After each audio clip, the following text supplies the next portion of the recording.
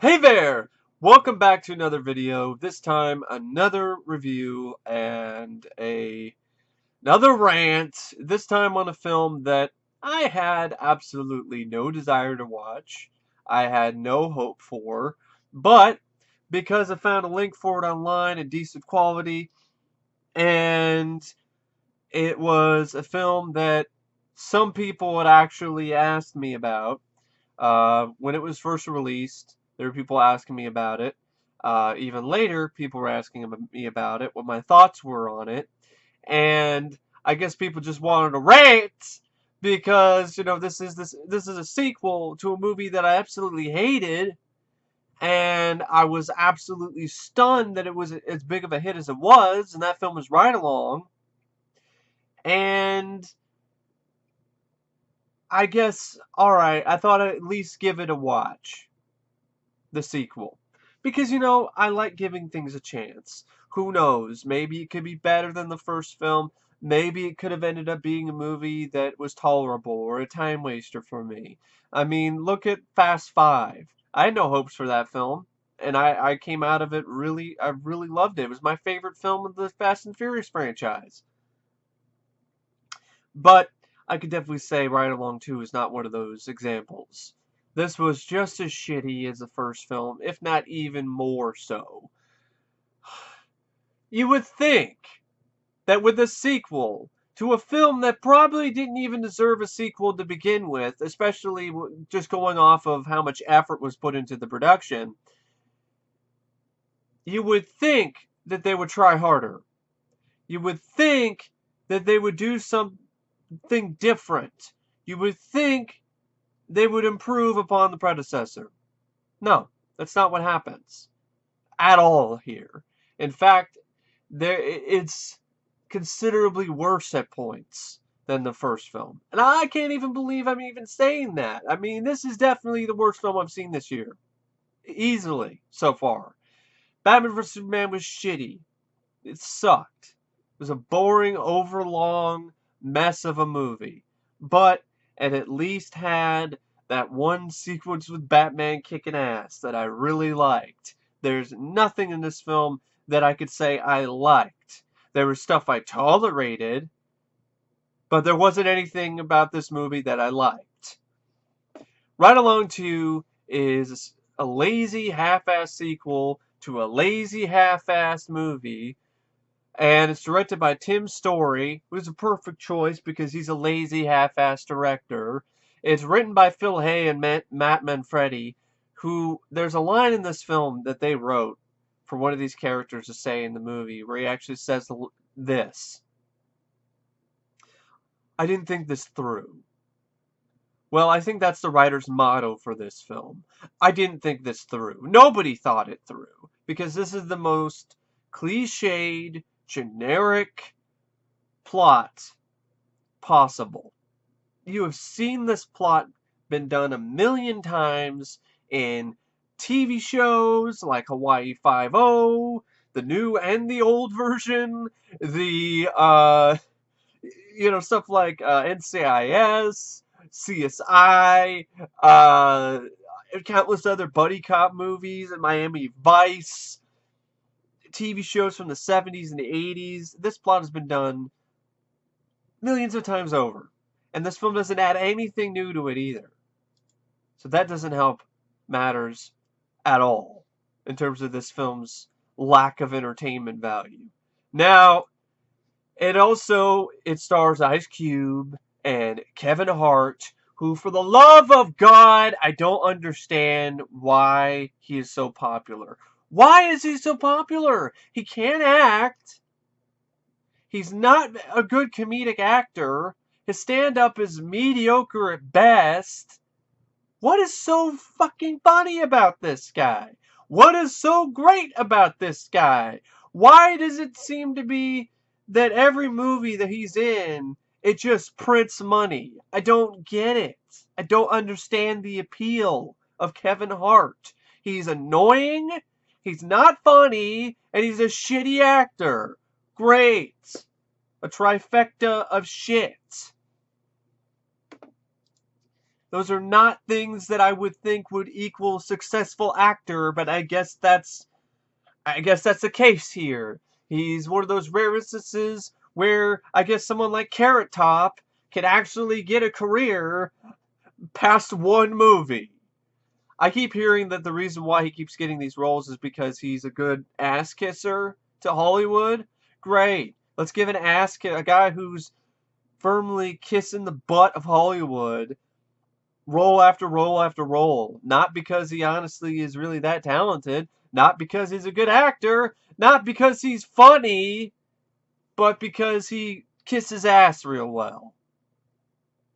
Fucking wonderful. Great. No wonder his movies suck. Because he spends most of the time sucking Hollywood's asshole out. Then you have Ken Jeong, who I also don't like, who I also think is a shitty actor, who I also think is annoying. So now this film takes, this is what I mean by this film is worse than Ride Along. Because one annoying actor who can't act, who isn't funny is bad enough. Two, oh God, just put a bullet in my head and get this shit over with.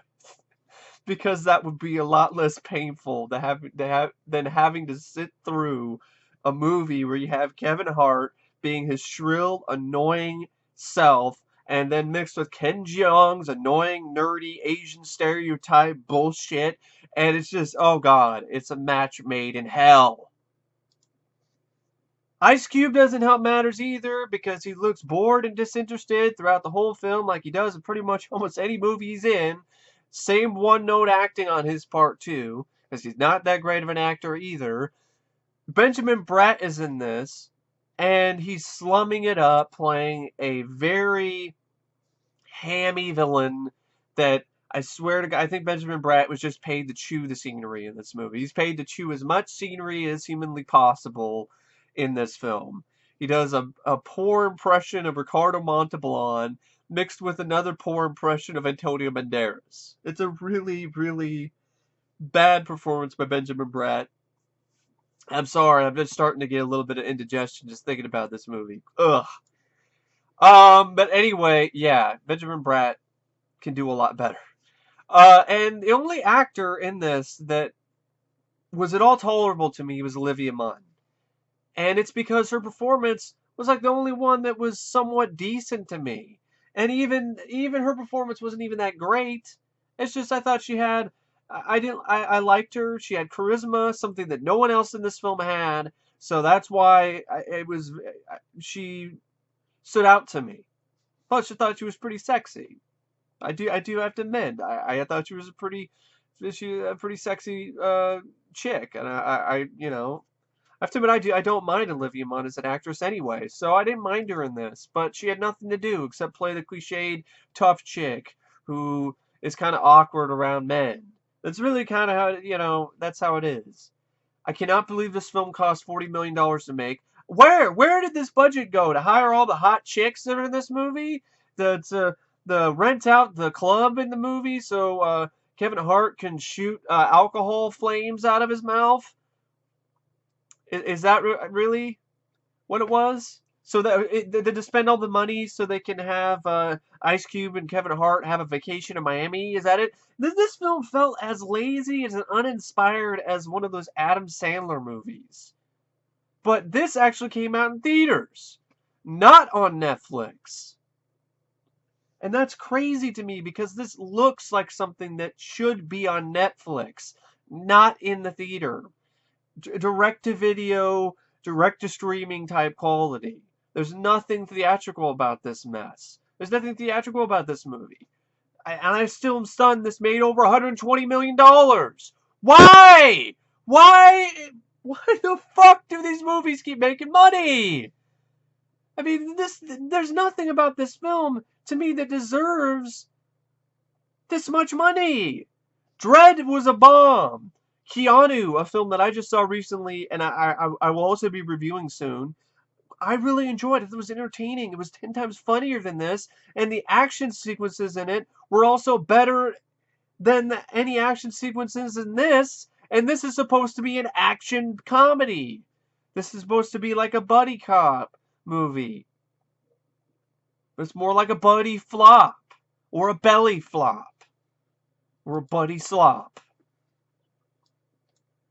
God, I hate this fucking franchise and I hate this movie. I don't get it. Why was this a hit? Why was the first film a hit?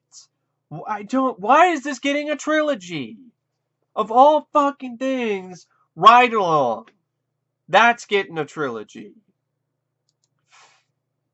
Ugh.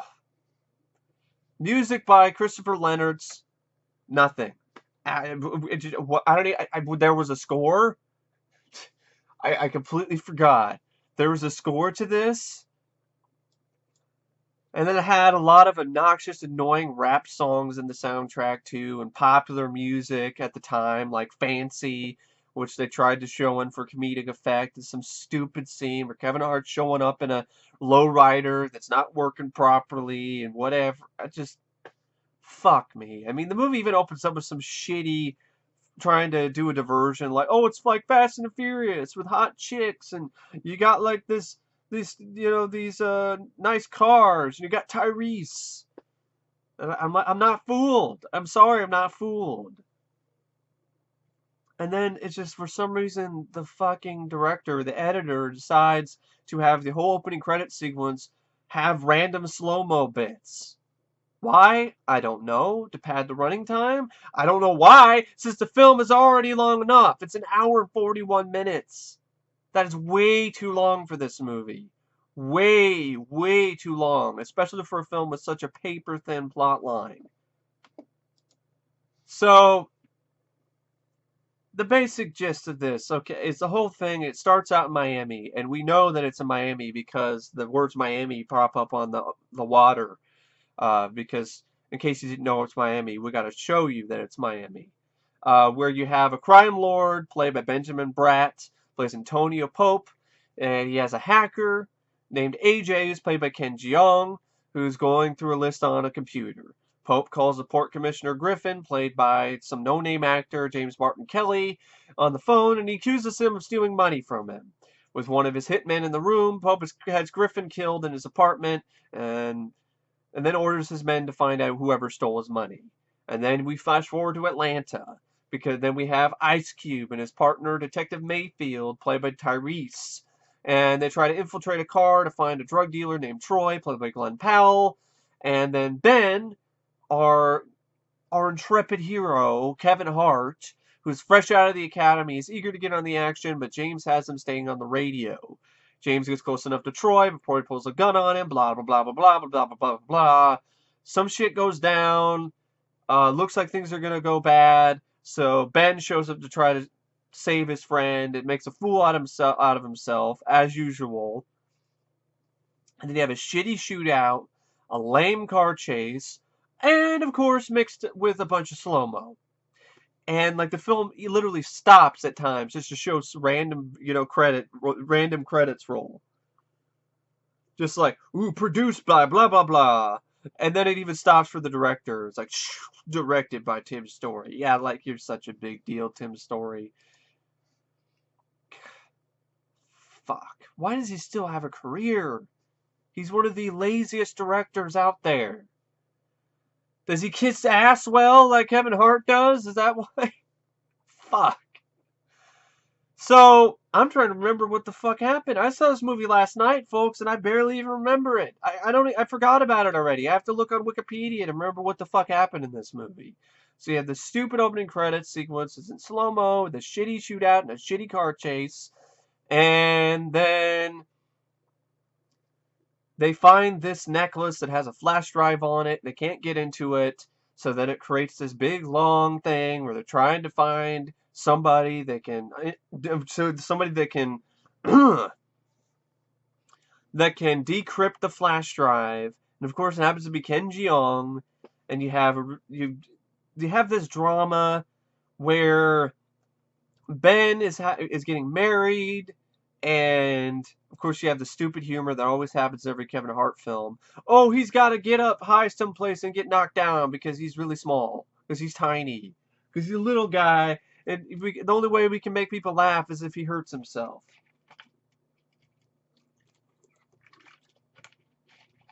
I honestly wish this is vodka.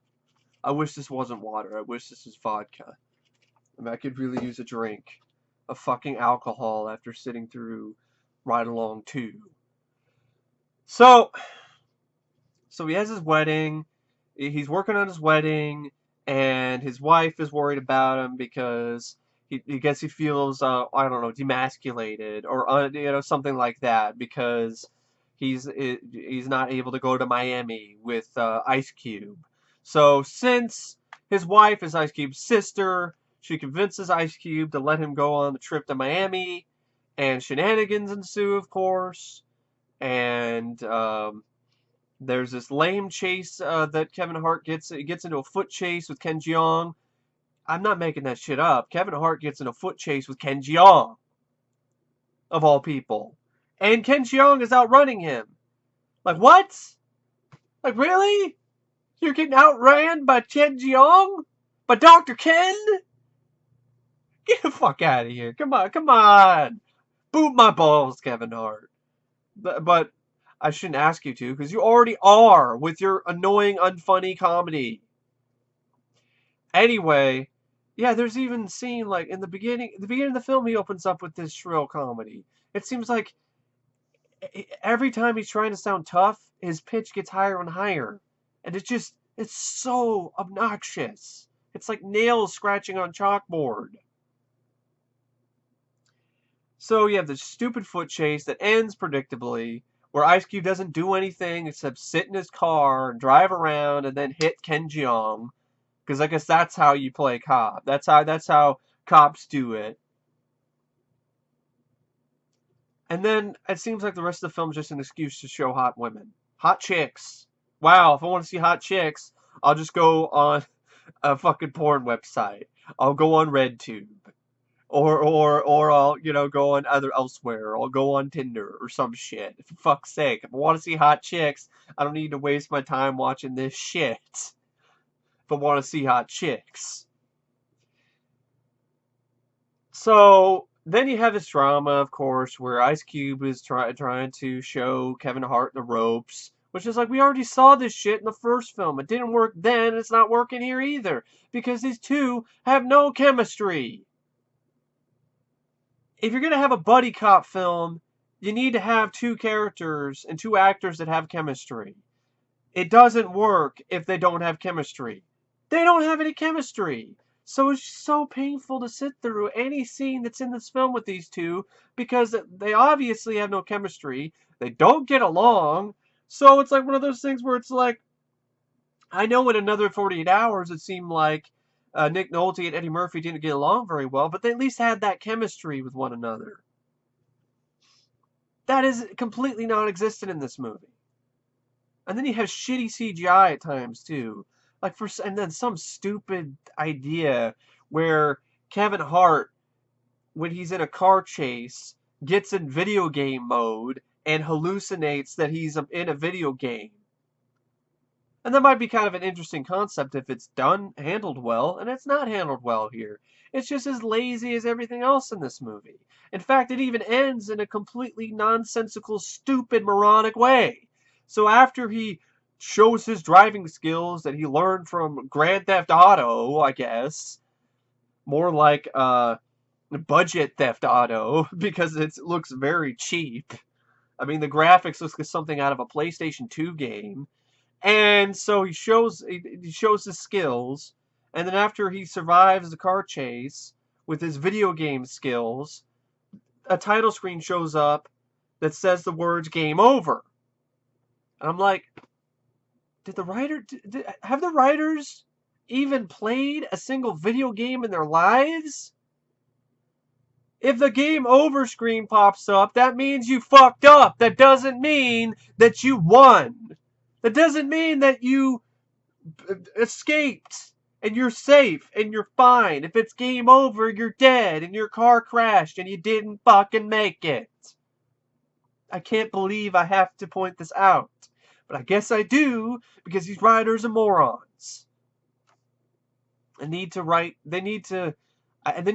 better, and they also need to, I don't know, find the book Screenwriting for Dummies, if that does exist, and read it. But even then, it probably wouldn't help because I don't even know if they can even read.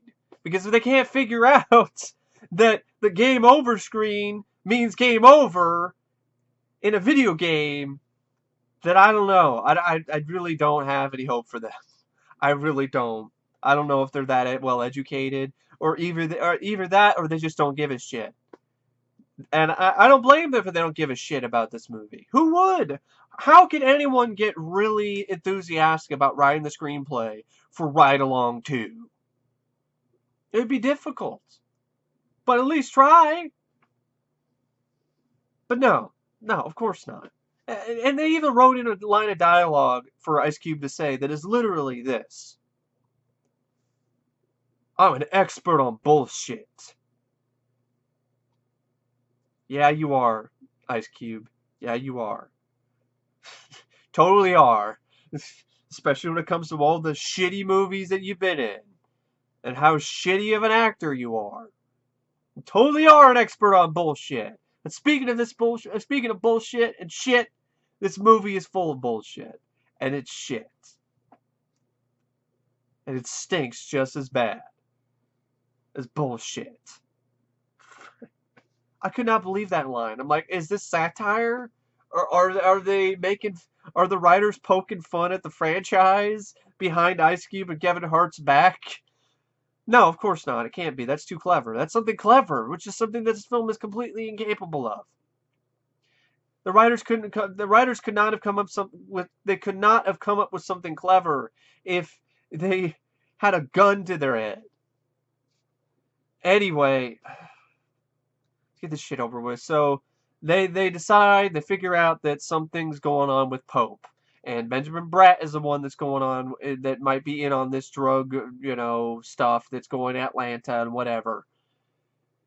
And so Ice Cube teams up with Olivia Munn. It seems like they have a little bit of some hots for each other. I don't give a shit. And so Ice Cube and Kevin Hart, Olivia Munn, and Ken Jeong do a team-up thing. And they decide to infiltrate Pope's party. And you have that really lame shit where Kevin Hart acts as some African dignitary and gets punched in the face by Ice Cube a couple times. And this is all stuff you saw in the trailer, by the way.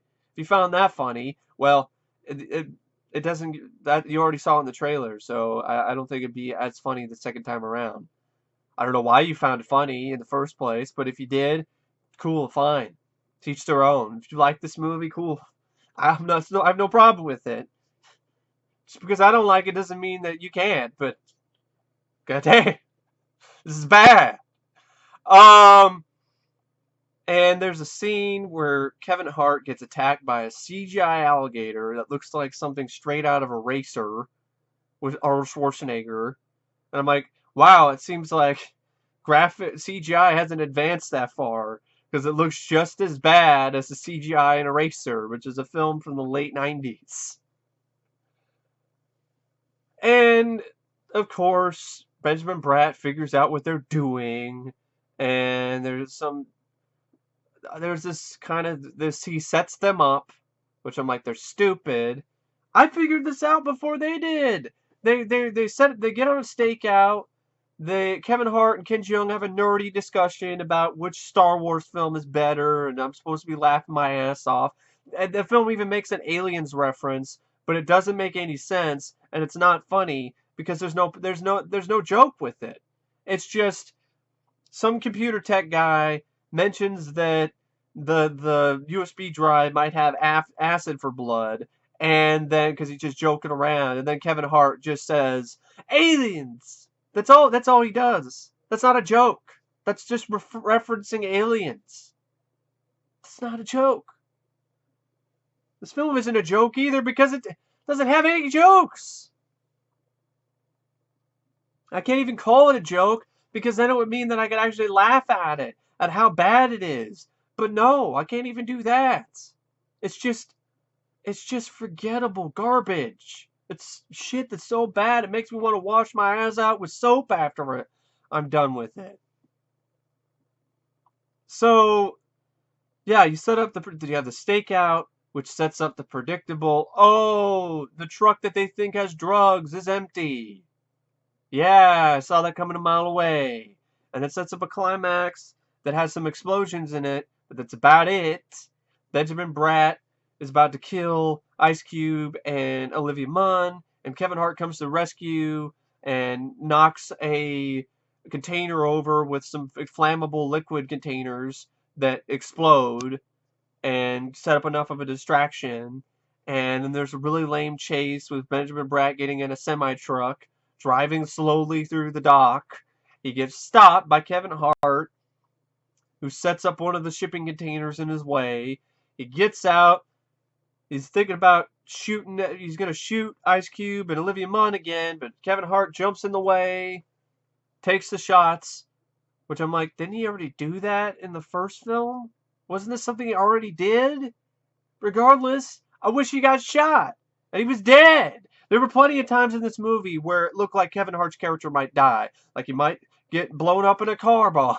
Please get blown up in a car bomb. Or he might get shot. Shoot him.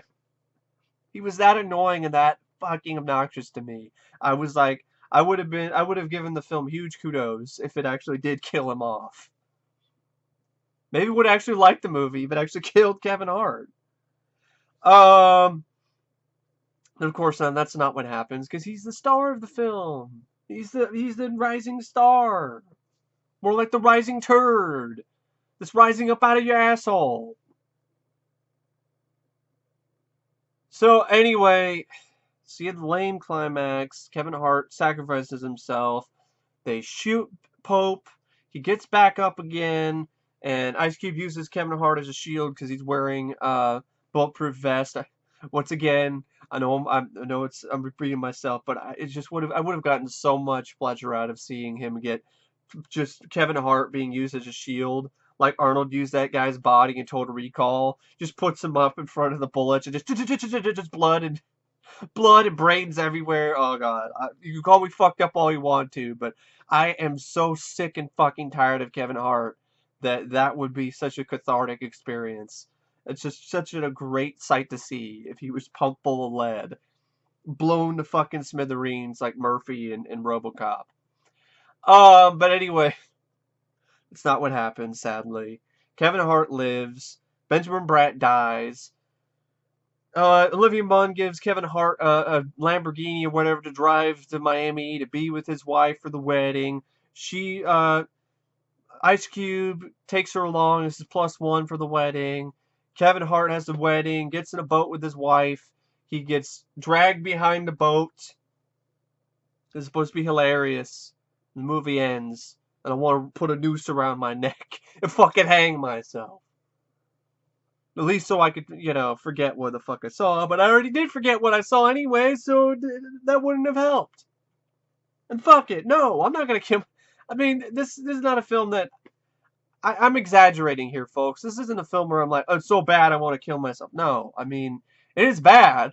It was boring. It is so boring.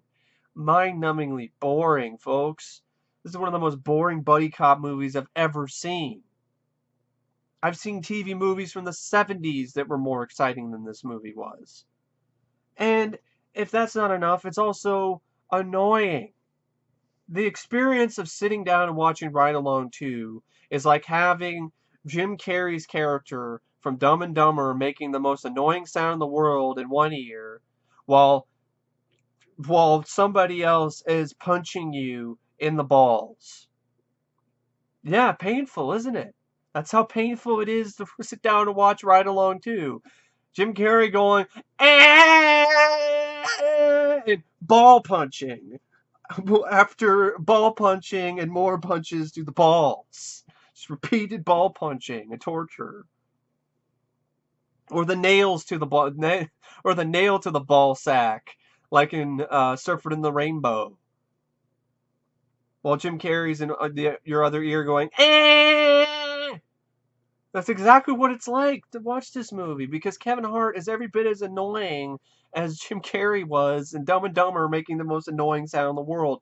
Ice Cube is as dull and rough as sandpaper. He might as well be sandpaper in my asshole, or my taint, or sandpaper in my dick.